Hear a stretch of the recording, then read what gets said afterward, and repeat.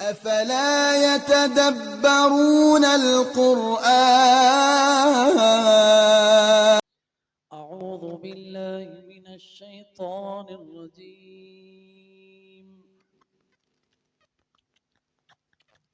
بسم الله الرحمن الرحيم.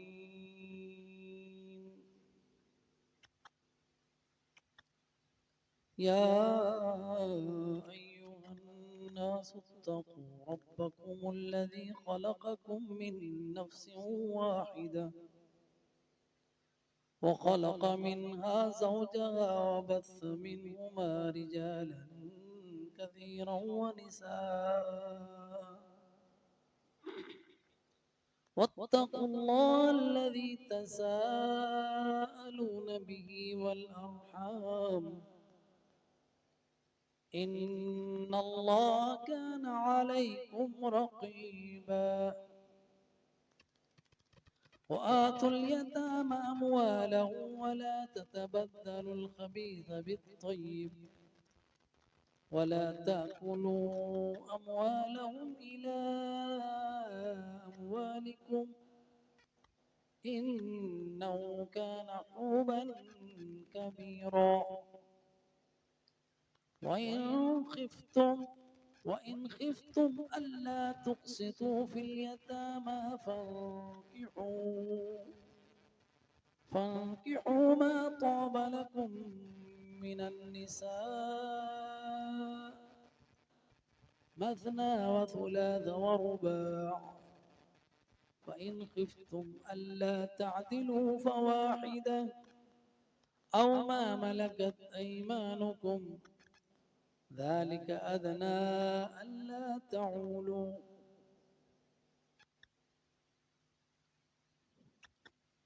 آج کا ہمارا سبق آیت نمبر 3 وَإِنْ خِفْتُمْ. اور آگے اور اگر اور ان اگر خفتم تمہیں ڈر ہو خوف سے خفتم تم ڈرو اللہ کے نہ یہ ان اور لا تھا نون حذف کر کے لام کے اوپر شد ڈال دیا گیا اللہ کہنا تقسطو عدل کر سکو قسط وزنو بالقسطاس المستقیم سیدھے ترازو سے تولو یعنی عدل کرو تقسطو تم عدل کر سکو انصاف کر سکو فی الیتامى یتیموں میں فانکحو پس نکاح کرو ما طاب لکم جو تمہیں میسر ہو من النساء عورتوں میں سے مثنا 2 وثلاثا 3 ورباع 4 فإن خفتم پس اگر تم ڈرو اللہ تعدلوا کہ نہیں عدل کر سکو گے واحدہ پھر ایک ہی پر اکتفا کرو او یا ما ملکت ایمانکم جو تمہاری لونڈیاں تمہارے ملکیت میں ذالک ادنا یہ قریب تر ہے یہ اس سے اچھا ہے کہ اللہ تعولو کہ تم اللہ تعولو یعنی ایک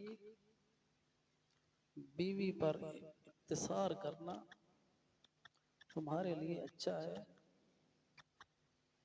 زیادہ بیویوں سے اللہ تعولو تاکہ تم زیادہ عیالدار نہ ہو جاؤ اللہ تعولو کا معنی اللہ تفتقرو کہ تم زیادہ غریب نہ ہو جاؤ. اب ان آیات کی ہم تفسیر دیکھتے ہیں. وَإِنْ خِفْتُمْ اللہ تقسطوا،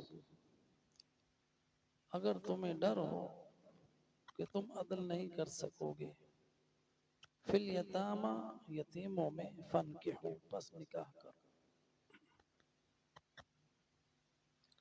اب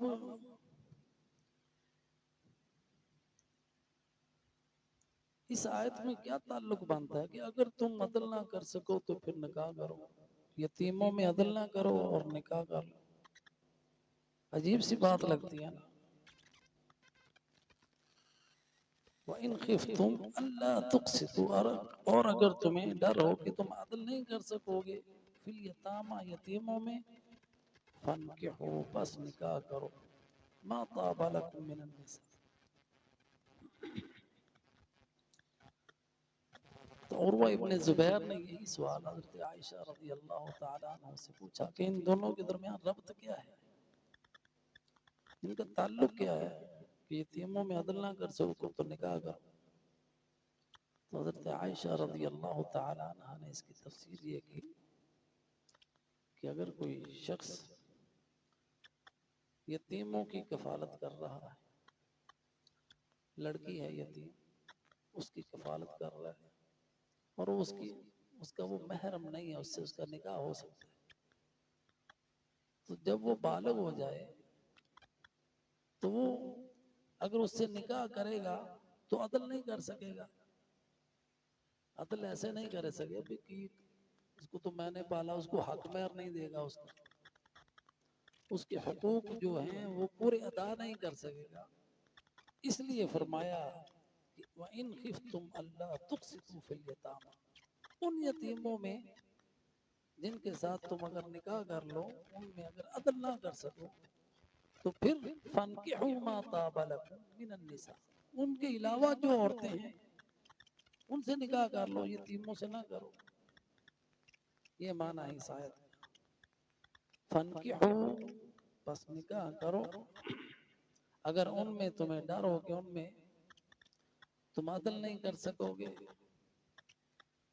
تو پھر ما طابا، جو تمہیں میسر ہیں، جو حلال ہیں تمہارے لیے، اور طابا وہی عورتیں ہیں جن سے نکاح حلال ہے۔ تو جو اللہ نے حرام کیا ہے وہ طیب نہیں ہے، وہ پاک نہیں ہے۔ ما طاب لکم، جن سے نکاح کرنا تمہارے لیے جائز ہے، من النساء، عورتوں میں سے، یعنی یتیموں کے علاوہ جو عورتیں ہیں ان سے نکاح کرنا۔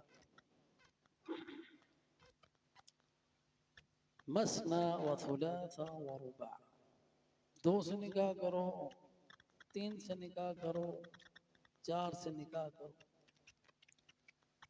کسی بھی مسلمان کے لیے چار سے زیادہ بیویاں رکھنا جائز نہیں ہے۔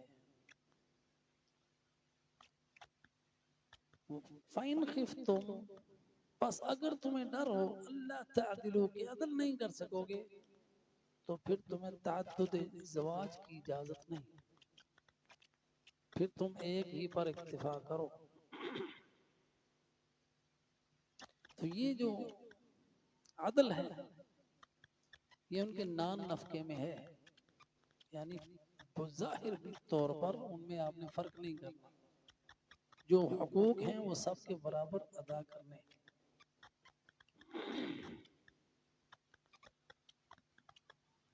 اور یہاں پہ یہ بات آپ مد نظر رہیں کہ اللہ نے ہمیں حکم دیا فَانْكِحُوا، نکاح کرو، اور یہ نکاح کرنا جو ہے نا ہماری جنسی ضرورت ہے۔ اللہ سبحانہ و تعالیٰ نے ہمیں پیدا کیا ہے، وہ ہمیں ہم سے زیادہ جانتا ہے، کیا ہماری کمزوریاں ہیں، کیا ہماری ضرورتیں۔ اس لیے اللہ سبحانہ و تعالیٰ نے ہمیں حکم دے دیا فَانْكِحُوا، ہم اپنی جنسی ضرورت پوری کریں تو ہم اللہ کی فرما برداری کر رہے ہیں۔ فَانْكِحُوا، نبی صلی اللہ علیہ وسلم نے فرمایا اگر تم اپنی بیویوں سے بھی ملتے ہو تو اس میں بھی تمہارے لیے اجر ہے۔ صحابہ حیران ہوئے کہ ہم میں سے ہم اپنی خواہش پوری کریں، اس میں اجر ہے؟ فرمایا ہاں، دیکھتے نہیں کہ اگر تم حرام کی طرف جاؤ تو اس پہ گناہ ہے، اگر حلال کی طرف آؤ گے تو اس پہ اجر ہے۔ اس لیے اللہ سبحانہ و تعالیٰ نے اس کو اپنے نبی کی سنت بنایا تاکہ کسی کی ذہن میں شیطان یہ بات نہ ڈالے کہ یہ برا کام ہے، نکاح کرنا اچھا کام ہے، نیکی کا کام ہے۔ اور نبی صلی اللہ علیہ وسلم نے فرمایا النکاح من سنتی فمن رغب عن سنتی فلیس منی، تو جو نکاح ہے یہ میری سنت ہے، اور جو میری سنت سے اعراض کرتا ہے وہ ہم میں سے نہیں ہے۔ اور اس کی وجہ یہ ہے کہ نبی صلی اللہ علیہ وسلم اپنی امت پر اور کی کثرت پر فخر کریں گے، اور کثرت کسی خاندان کی ہونا یہ عیب نہیں ہے۔ یہ ہمارے میڈیا نے اور شیطانی جو ہے نا جال بچھا ہوا، انہوں نے ہمارے ذہنوں کو ایسے خراب کر دیا ہے کہ اگر ہم بتائیں کہ ہمارے اتنے بچے تو ہمیں شرم آتی ہے۔ یہ اعزاز کی بات ہے کہ اتنے بچے ہیں۔ بڑا خاندان جو ہے، بڑا خاندان عزت و وقار کی دلیل ہے۔ اللہ سبحانہ و تعالیٰ نے بنی اسرائیل کے اوپر اپنی جو نعمتیں ذکر کی نا، ان میں ایک یہ بھی تھی وَجَعَلْنَاكُمْ أَكْثَرَ نَفِيرًا، ہم نے تمہاری تعداد کو اتنا بڑھایا۔ اس لیے نبی صلی اللہ علیہ وسلم نے حکم دیا تزوجوا الودود الولود فإنی مکاثر بکم الامم، ایسی عورت سے نکاح کرو جو زیادہ بچے جننے والی ہو، زیادہ محبت کرنے والی ہو، کہ میں قیامت کے دن اپنی امت پر اور اس کی کثرت کی وجہ سے فخر کروں گا۔ فإنی مکاثر بکم الامم، دوسری امتوں پر ہمیں فخر ہوگا کہ ہماری تعداد زیادہ ہے۔ تو آج اگر میڈیا بچے دو ہی اچھے، یہ غلط بات ہے، یہ شیطانی بات ہے۔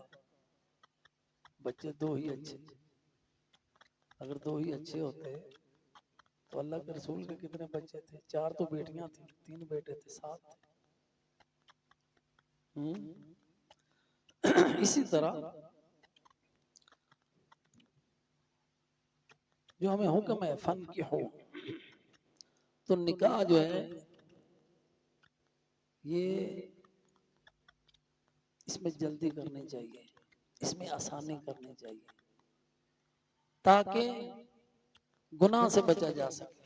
معاشرے کے اندر اب ہم نے کتنی ہی ایسی رسمیں بنا لی ہیں کہ نکاح جو ہے وہ مشکل ہو گیا ہے۔ وہ ایسے بوجھ ہم نے اپنے اوپر خود لاد لیے ہیں جو شریعت نے نہیں، ہم نے وہ خود اٹھا لیے ہیں، اور ایسی پاری پنڈے کہیں ان چک بھی نہیں سکتے۔ رکھنا چاہیں تو خواتین رکھنے نہیں دیتی، ایویں کوئی چنگا لگتا ہے؟ یہ کوئی اچھا لگے گا ایسے؟ میں تو اپنے پت دے بیاہ تے پورے سگن کرنے، یہ کہاں کی شریعت ہے؟ پیسہ پاس ہے نہیں، 2 وقت کی روٹی مشکل ہوئی ہے، مہنگائی کے حالات یہ ہیں، لیکن نکاح کے لیے ہم جناب قرضے اٹھائیں، بوجھ اٹھائیں کہ ہم نے 600 بندے کو روٹی کھلانی ہے، ہم نے اتنا زیور ڈالنا ہے، ہم نے اتنا حق مہر لینا ہے، اتنے ہم نے سوٹ بنانے ہیں، اور ایک سوٹ جو ہے لاکھ روپے کا، جس نے ایک ہی بار پہنا جانا پھر اس کو ہم نے ساری زندگی دیکھنا بھی نہیں۔ یہ وہ رکاوٹیں ہیں جو ہم نے کھڑی کر لی۔ اللہ کے رسول نے اپنی بیٹی جو جنتیوں کی سردار ہے حضرت فاطمہ رضی اللہ تعالی عنہ، کیسے نکاح کیا؟ ایک ذرا حضرت علی کی مہر میں، ایک ذرا، اور نبی صلی اللہ علیہ وسلم نے کتنے ہی صحابی جن کے پاس کچھ بھی نہیں تھا، ولیمہ آپ نے کیا۔ اور ولیمہ کیسے کیا؟ صحابہ کو کہا جس کے گھر میں جو پکا ہوا ہے نا ادھر ہی لے آئے. سب اپنے اپنے گھر سے تھوڑا تھوڑا لے آئے اور کہا یہ ہمارے اس بھائی کا ولیمہ ہو گیا. کتنے جو آپ نے کھجوروں سے ولیمہ کیا. تو ہم نے ولیمے کو سمجھا کہ بس جب تک ہم شادی حال نہ لیں تب تک شادی نہیں ہوتی. اور وہاں پہ بیٹھنے کا کرایہ ہی 1.5 لاکھ سے اوپر پہنچ جاتا ہے. تو یہ سارے معاملات کو ہم ختم کر کے سادگی کی طرف آئیں جو اللہ کا حکم ہے وہ. اور امام بخاری نے باپ باندھا ہے کہ ایسے بندے کا نکاح کرنا جو غریب ہے. وہاں پہ اب ہم اگر نکاح کو آسان بنائیں گے تو ہی ہمارے یہ معاشرے کے اندر جو آئے دن ہم دیکھ رہے ہیں پورا معاشرہ جو ہے جا رہا ہے فحاشی کی طرف، برائی کی طرف. اس کا سد باب کے لیے جو بچہ جوان ہو جائے اللہ کے رسول کا اللہ کا حکم ہے کہ اس کی شادی کر دو. اگر غریب بھی ہے نا تو اللہ اپنے فضل سے اس کو غنی کر دے گا. تو اللہ سبحانہ و تعالی سے دعا ہے کہ جتنے بوجھ ہم نے اپنے اوپر ڈالے ہوئے ہیں جہالت کے ہم انہیں سب اتاریں اور نکاح کو آسان کریں. اللہ ہمیں اس کی توفیق عطا فرمائے. وآخر دعوانا الحمدللہ رب العالمین.